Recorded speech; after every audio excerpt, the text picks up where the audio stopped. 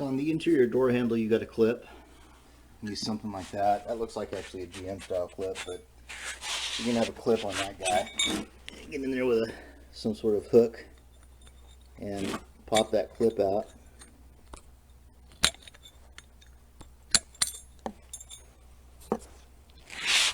And then you'll be able to remove the interior door handle, right, before you take out the door panel.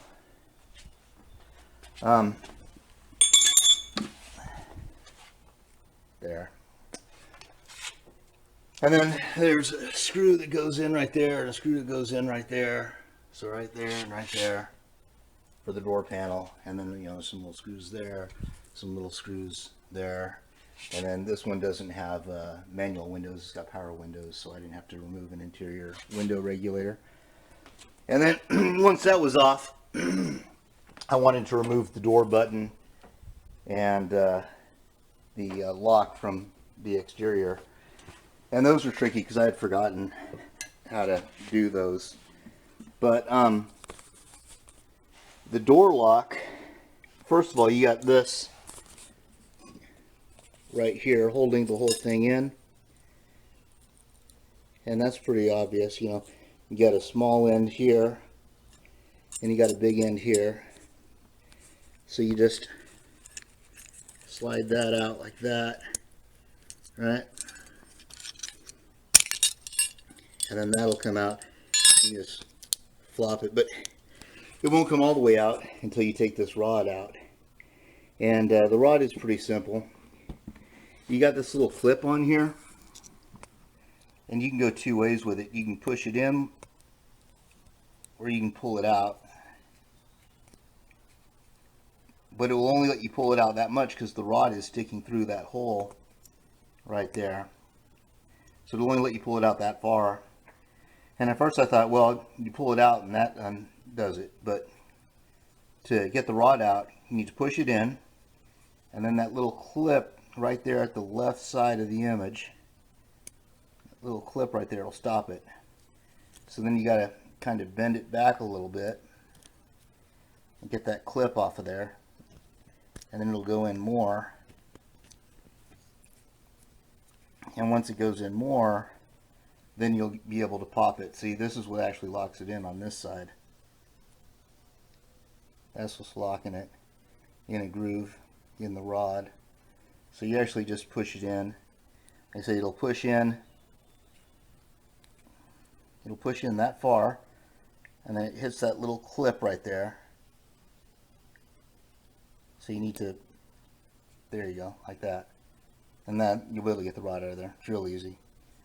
And of course it would make more sense to remove the rod first, and then once the rod is out, then take this, slide it that way so that the big hole there, and then you can get that out. So rod first, then that, and then that just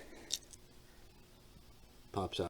And then this is really tricky, and for me, I'm right-handed, so it was hard for me to get my right hand in the passenger side door.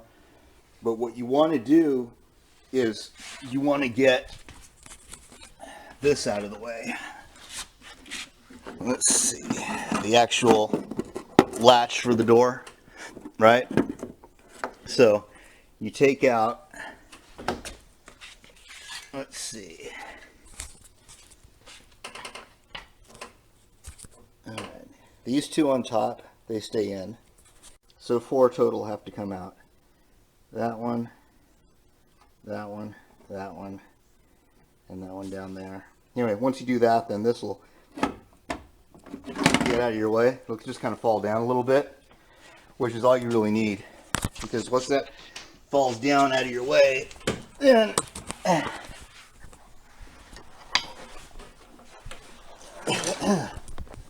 you'll be able to get up there through here, right?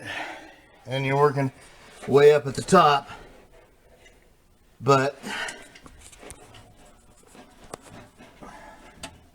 with this stuff out of your way a little bit, you'll have better access to it. Anyway, once you do, get that stuff out of your way. Then to remove this, it's like a light bulb where you just kind of push it in and turn it counterclockwise. So push it in, turn it counterclockwise. This brass colored bit, see, there's a little tab there and one there, right? And this isn't attached to anything on the inside. It's just when you push the button to get the door open, it pushes that guy out right there. And this just pushes against a flat plate in the part that we just loosened from the door for the door latch. So once you get in there and you're able to push this piece in against that spring pressure and turn it counterclockwise, the whole thing just pulls apart, and you'll pull this out from this part will pull out from the inside, and then this bezel just pulls out from the outside. There's nothing else locking it in at all. So it's a simple idea. It's just that spring pressure. It's not a lot of spring pressure. Go like that, hook it in, and like that, and take it apart. But when you're doing it inside the door, and you got to go from the bottom of the door and reach up, and it's an awkward angle, depending on if you're left or right-handed, one of the doors is going to be difficult for you.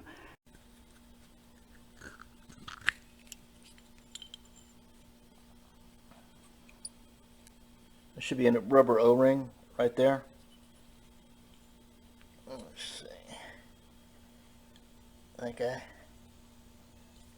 I guess that's to keep water out of your door. Anyway, line those guys up. And then it's back together.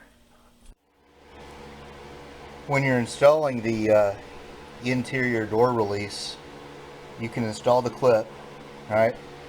And then you can just line up the splines and pop it on there. And then the clip will automatically catch it. And then now to get it off, I just need to hook that clip and pop the clip out and be able to get that off. But I need to be able to close this door to finish doing my body work. So I've gone ahead and I've put those 4 screws back in. And there's my latch, and there's my 1, 2, 3, and then 4 down below. These 2 right here never had to come out. Anyway, now I've got my door latch again, so I can go ahead and close my door and finish the body work. Now to open the door, I can go in through the other door and open it, or I can just go through this hole with a screwdriver and push that, and then it'll open. Where's your thumb? Because like I said, all that exterior door button does is just push that plate that's inside there. And of course that plate is attached to all the mechanism that is attached by these 4 screws that we dropped out of the way. So anyway, now I can close the door and I can finish my body work on this side of the car, which is all I'm painting right now, is the passenger side of the car and the hood area, and that's it. The rest of the car is still good from my paint job from 9 years ago. So that side, the deck lid, and the roof, that's all still good, and the C-pillars, they're all still good. So all I'm trying to do now is just repaint that from when the hood flew open, and then the passenger side from where I didn't have very good body work. Anyway, so all I want to do is just remove those guys.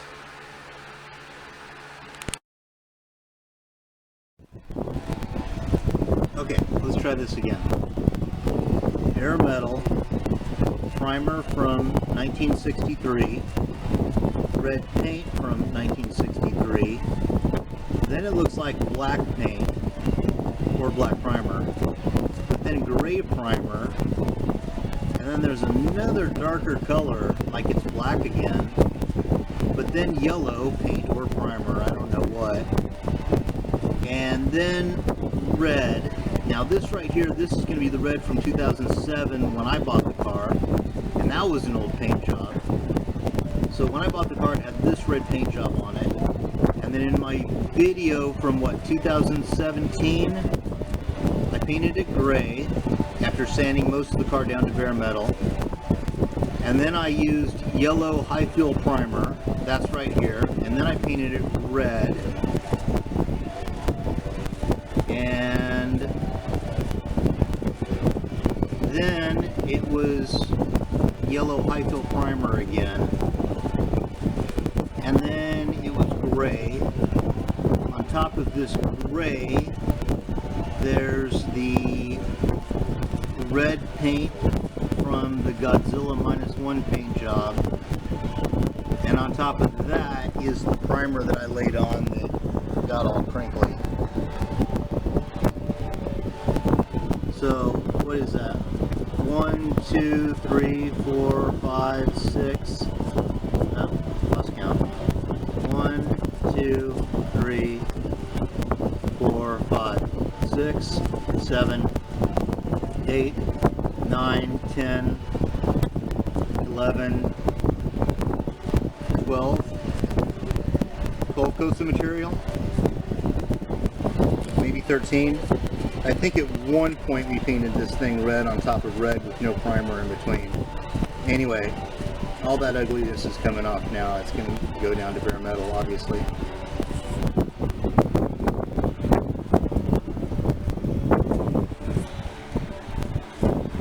That little bottom part of the nose of the car done. Just the whole rest of the side to go.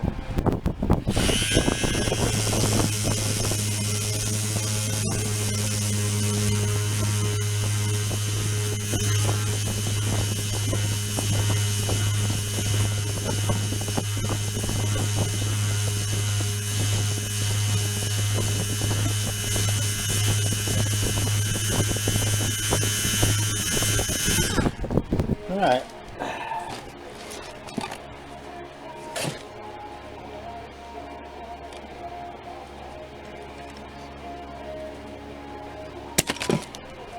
Yeah, I got it. Alright.